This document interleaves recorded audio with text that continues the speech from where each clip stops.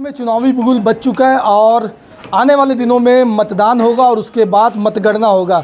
Bharatiya Janata party ने उम्मीदवारों की घोषणा कर दी और कांग्रेस ने भी उम्मीदवारों की घोषणा कर दी।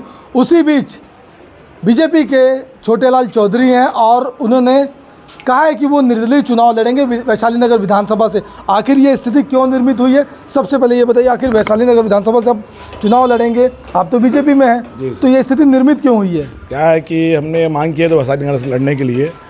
हमारे समाज का 18% लोग यहाँ पे निवास करते हैं, निषाद समाज।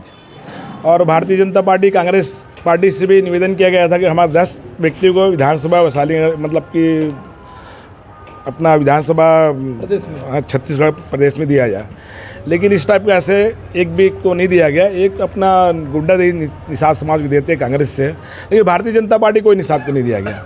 ये देखते हुए हमने अब इस बार वैशाली विधानसभा से समाज के समाज के लोगों ने बोले छोटा चौधरी जी इस बार चुनाव लड़ना है वैशाली नगर से। समाज की पूरी बैठक हुई है और समाज के पूरा समर्थक है और समाज के हमारे यहाँ से लेकर घासिया नगर तक समाज के लोग रहते हैं, कोका में रहते हैं, सुपेला में, हर एक कोने कोने में समाज के लोग रहते हैं।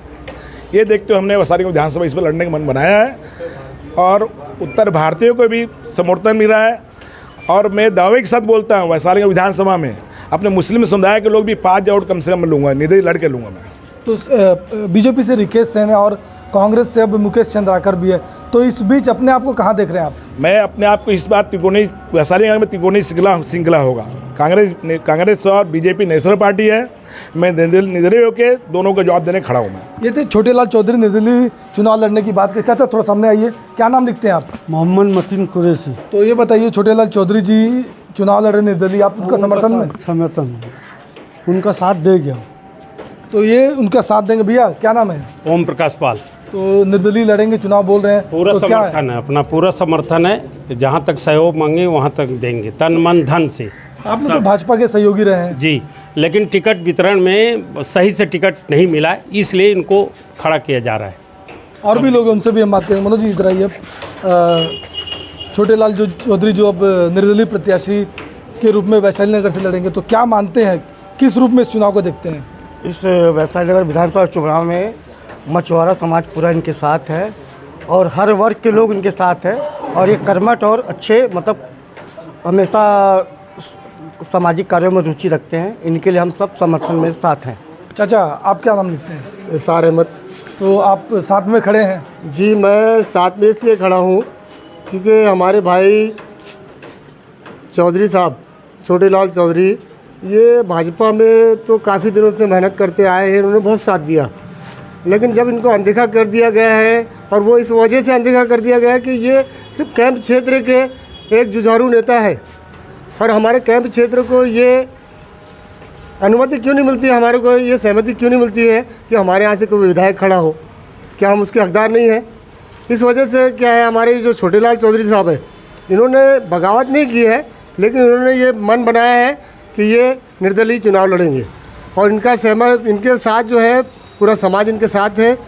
मुस्लिम समाज के अलावा भी इनके साथ पूरा समाज है, क्योंकि ये 20 साल से ये समाज के साथ जुड़े हुए हैं, हर मोहल्ले और विकास के लिए आगे आते हैं ये, इस वजह से इनके साथ हम हैं। छोटेलाल जी ये बताइए, तो किन बातों को लेकर के अब जनता के बीच जाएंगे, चूँकि आप तो कह रहे हैं निर्दलीय अब चुनाव लड़ेंगे, तो क्या एजेंडा होगा, क्या बातें होंगी? देखिए, यहाँ पे भारतीय जनता पार्टी लगभग 15 साल रही, 18 साल रही, 3 साल कांग्रेस सरकार रही, लेकिन यहाँ पे ऐसे कोई विकास ही नहीं है, जो पूरा विकास खंडा पड़ा हुआ है। देख सकते हो आप, पार्टी उस पर चले बहुत से विकास हुआ है, इस पर देखो पूरा जीरो है। अगर जनता हमको आशीर्वाद देती है, जिताती है, जैसे पार्टी इस पर विकास हुआ है, इसके लिए हम पूरा मंत्र लगा के विकास करने के दावा करते हैं। तो खेल कूद के और शिक्षा के बहुत से जो देख लो आप, पार्टी उसका सब कुछ है, यहाँ कुछ नहीं है। 20 साल से वैशाली भागा समझ लो पड़ा हुआ है, 20 साल से लमसम। मुख्य कारण क्या मानते हैं, क्यों ऐसा डेवलप नहीं हो पाया इस क्षेत्र में? अब मुख्य कारण ऐसा है कि इसमें कोई ध्यान नहीं दिया गया। यहाँ का टैक्स ज़्यादा वसूला जाता है, झोपड़पट्टी में रहते हैं लोग, टैक्स दे रहे नगर निगम बहुत सी पैसा, लेकिन इस पैसे को पूरा सट्टा इस पर किया गया, इस पर कोई विकास नहीं हुआ। ये देखते हुए हमने इस बार मन बनाया, जनता का आशीर्वाद मिला तो जरूर विकास करके बताएंगे किस तरह विकास होता है। कौन कौन लोग आपके समर्थन में हैं? समर्थन में बहुत दोस्त है हमारे, बहुत है, यहाँ से लेके पूरे बहुत दोस्त है। सब लोग बोलते हैं अपने मेरे पास इतना बड़ा आदमी नहीं हूँ, मैं छोटा आदमी हूँ, लेकिन दोस्त यार का सपोर्ट बहुत अच्छा है। दोस्त यार अपने मन तन से सब करेंगे। रिकेश भी तो आपके मित्र हैं। रिकेश मित्र है, लेकिन अब 5 बार लड़े, उनको एक बार एक ही वार्ड से दूसरे बार लड़ते मालूम पड़ता है इनके क्या है कैसा है। लोग कहते हैं कि 5 बार चुनाव लड़े, 5 जगह से लड़े हैं, उनको अगर दूसरी बार लड़ाया जाए तब इनको मालूम पड़ता है कैसे दूध का दूध पानी पानी होता है। तो क्या मानते हैं कैसा रहेगा ये चुनाव? चुनाव बहुत 3 कोणी श्रृंखला रहेगा बसरेंगे विधानसभा इस बार। उत्तर भारतीय लोग कम से कम 66% रहते हैं यहाँ पे, और निषाद समाज 18% है। ये देखते हुए इस बात की कोणी श्रृंखला बनेगा।